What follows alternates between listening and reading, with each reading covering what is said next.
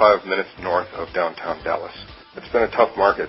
At the very beginning, I tried all kinds of things that had little to no results, but when I signed up with the favorite agent stuff, I've been a little bit distracted for the last 45 days or so, just trying to figure out how we're going to efficiently handle the leads coming in.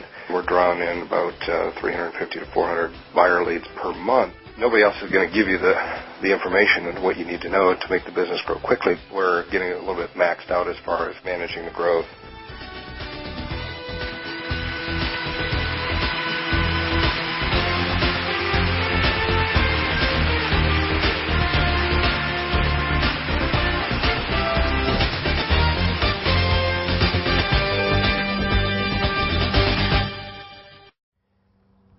Hi, my name is Matt Jones, and I'm the President and CEO of FavoriteAgent.com.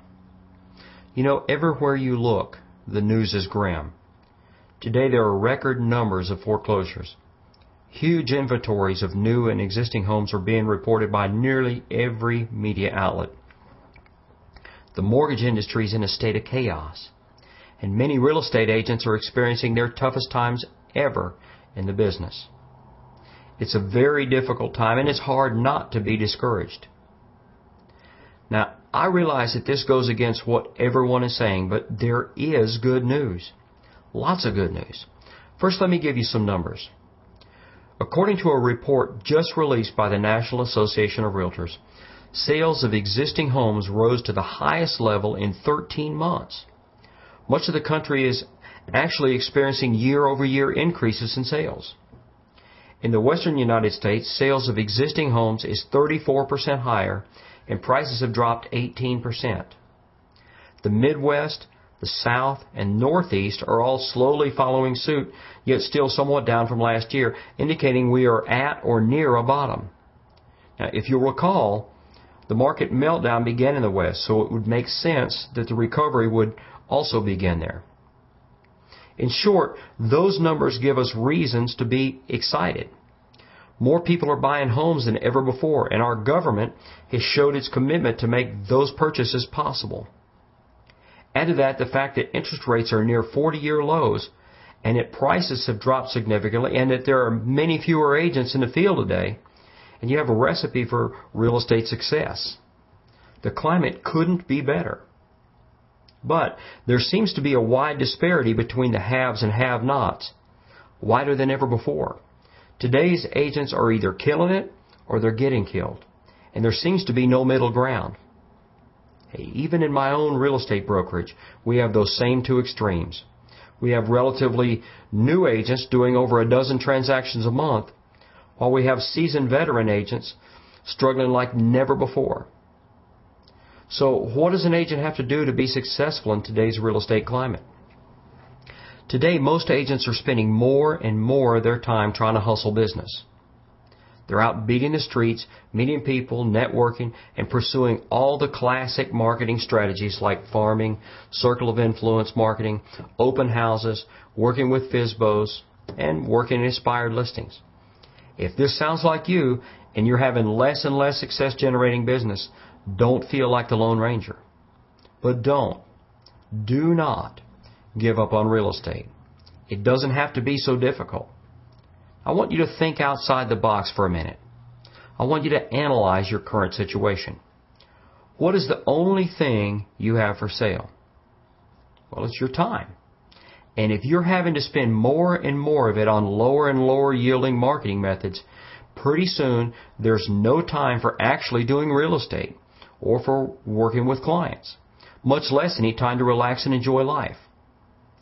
For those of you who follow my training blog, read my syndicated training articles, or watch my online video training, you know what I'm about to say. What you need is a steady, continual, unending supply of new customers coming to you without you having to spend time chasing them.